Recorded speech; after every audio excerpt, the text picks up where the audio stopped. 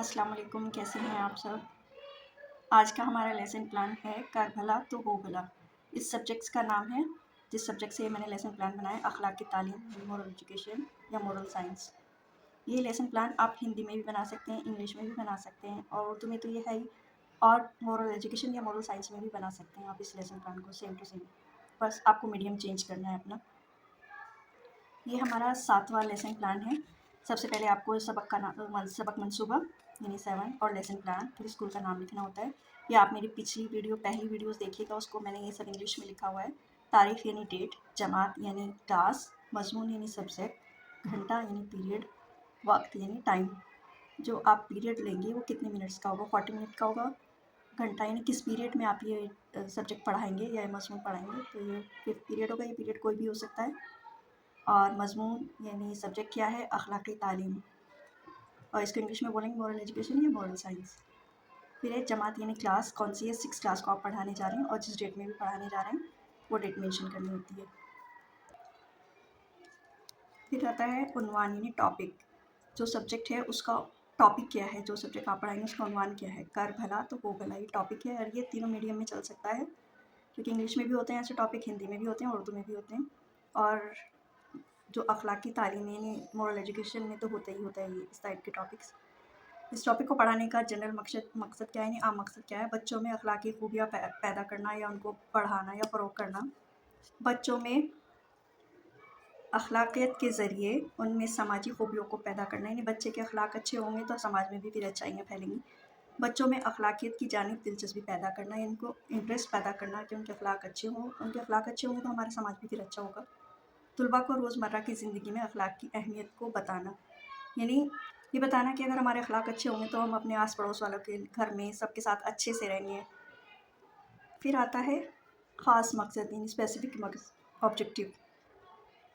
तुलबा अपने अंदर अच्छे अखलाक पैदा कर सकेंगे। इस कहानी को पढ़ाने का या सुनाने का मकसद ये है कि तुलबा के जो अपने अखलाक हैं, जो उनकी हैबिट्स हैं, वो सब अच्छी हो सकेंगी। तुलबा कहानी के अंदाज़ को समझकर अपनी ज़िंदगी में उतार सकेंगे, यानी कि कहानी के ज़रिए वो बच्चे समझ पाएंगे कि अच्छा करने से क्या होता है, बुरा करने से क्या होता है, ये सब चीज़ें। तुलबा कहानी को अपने अल्फाज में बयान कर सकेंगे। जब उनको ये स्टोरी बहुत अच्छे से समझ में आएगी तो वो इसको दूसरे को अच्छे से बता सकेंगे और इससे अच्छी चीज़ें सीख सकेंगे। फिर आता है साबका मालूमात यानी प्रीवियस नॉलेज, बच्चों ने पहले से इस टाइप की स्टोरी सुनी है। फिर आता है इमदादी अशिया यानी टीचिंग एड्स, पढ़ाने के लिए आपको किन किन चीज़ों की ज़रूरत होती है, तो आप यहाँ पे वो चीज़ें मेंशन कर सकते हैं, या जो टॉपिक आप पढ़ा रहे हैं उससे रिलेटेड जो भी चीज़ें आप यूज़ कर रहे हैं, जो भी चीज़ें इस्तेमाल करने की हैं वो आप यहाँ पे मेंशन कर सकते हैं। दर्जे में इस्तेमाल होने वाली चीज़ें, फ्लैश कार्ड, किताब वगैरह।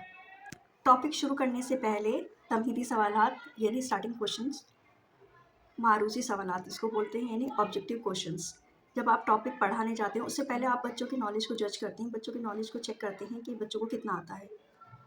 अच्छे लोग कौन होते हैं, मौलम या मौलमा बच्चों से पूछते हैं अच्छे लोग कौन होते हैं, तो बच्चे जवाब देते हैं जो दूसरों की मदद करते हैं। फिर मौलमा पूछती है जब कोई परेशान होता है तो क्या करना चाहिए, बच्चे जवाब देते हैं हमें उसकी मदद करनी चाहिए। फिर मौलमा पूछती है आप अपने दोस्तों की किस तरह से मदद करते हैं, तुलबा जवाब नहीं दे पाते हैं। तुलबा कन्फ्यूज़ हो जाते हैं, उन्हें सही से जवाब दे नहीं पा रहे होते हैं, तो फिर ये वो टाइम होता है जब हम टॉपिक का ऐलान करते हैं, अपने बयान का मकसद बताते हैं, स्टेटमेंट ऑफ एम भी बोलते हैं इसको, और ऐलान सबक भी बोलते हैं। जब बच्चे कन्फ्यूज़ होते हैं ना जिस सिचुएशन पे, उस पर हम बताते हैं कि आज हम कौन सा टॉपिक पढ़ने जा रहे हैं। मालिमा बच्चों से कहती है बच्चों आज हम एक ऐसी कहानी पढ़ेंगे जिसमें हमें ये बताया गया है कि जब हम दूसरों का भला करते हैं तो हमारे साथ भी भला होता है। कहानी का उन्वान है कर भला तो हो भला। पेशकश यानी प्रेजेंटेशन, आप टॉपिक को कैसे आपको प्रेजेंट करना है बच्चों के सामने, आपको ऐसे कॉलम बना लेने। ये सिर्फ मैं इसलिए बताती हूँ ताकि आप जब लेसन प्लान बनाएं तो आप इस तरह से कॉलम बना लें, और पढ़ाएं तो आप किस तरह से पढ़ाएं आपको आइडिया हो जाएगा कि कैसे पढ़ाना है। तदरीसी नुक्ता यानी स्किल ऑफ कंपोनेंट्स, मौलिमा की कारगुजारी इन टीचर्स एक्टिविटीज़, तुलबा की कारगुजारी इन स्टूडेंट्स एक्टिविटीज़। दरसी नुक्ता क्या है इस टॉपिक को बढ़ाने का, तुलबा अपने अंदर अखलाकी खसूसियत पैदा कर सकेंगे, यानी कि अखलाक अच्छे हो सकेंगे। मौलिमा तुलबा को चार्ट और फ्लैश कार्ड दिखाते हुए कहानी को सुनाना शुरू करती हैं। आप यहाँ पे कोई भी स्टोरी, मोरल स्टोरी ले सकते हैं जिसमें कर भला हो भला वाला आ रहा हो, आप वो वाली स्टोरी ले सकते हैं। मैंने यहाँ पे चूहे और शेर वाली स्टोरी ली है, जिसमें कि एक शेर होता है। मैं आपको थोड़ा-सा बता देती हूँ, जो मैंने स्टोरी ली है। वो जंगल में रहता है। एक दिन वो अपनी गुफ़ा में आराम कर रहा होता है, गार में सो रहा होता है, तो वहाँ पे एक चूहा आ जाता है और वो उसके ऊपर उल्टी-पल्टी करता रहता है, कभी ऊपर चढ़ता है, कभी नीचे उतरता है। तो शेर जो है वो उसकी नींद डिस्टर्ब हो जाती है, क्योंकि वो बार-बार चूहा जो है उसको परेशान कर रहा था। शेर जाग जाता है और शेर जो है चूहे को अपने हाथ में दबोच लेता है और फिर बोलता है कि कौन है जिसने मुझे नींद से जगाया। चूहा जो है वो डर से काँपने लगता है और थर-थर काँपने लगता है। फिर चूहा उससे कहता है शेर से कि प्लीज़ मुझे माफ़ कर दो, मुझे जाने दो और मैं दोबारा कभी ऐसी हरकत नहीं करूँगा। तो शेर को भी उसके ऊपर रहम आ जाता है, तरस आ जाता है, वो उसको छोड़ देता है। फिर चूहा शेर से बोलता है कि मैं आपके इस एहसान का बदला ज़रूर चुकाऊँगा, या आपने मेरे साथ जो भलाई की है, मैं इस भलाई का बदला ज़रूर चुकाऊँगा। फिर शेर बोलता है कि तुम मेरे भलाई का बदला चुकाओगे? तुमने अपनी शक्ल देखी है आईने में? क्योंकि शेर को ये पता होता है कि मैं तो बहुत बड़ा जानवर हूँ, जंगल का राजा हूँ, और ये चूहा मेरे लिए क्या कर देगा? मेरी क्या मदद करेगा? क्या हेल्प करेगा? तलबा इस स्टोरी को बहुत ही गौर से सुनते हैं, बहुत ही उनको मज़ा आ रहा होता है, क्योंकि टीचर जो है वो फ्लैश कार्ड भी शो करती है, चार्ट्स भी दिखाती जाती है सीन के अकॉर्डिंग। कुछ दिन ऐसे ही गुजर जाते हैं।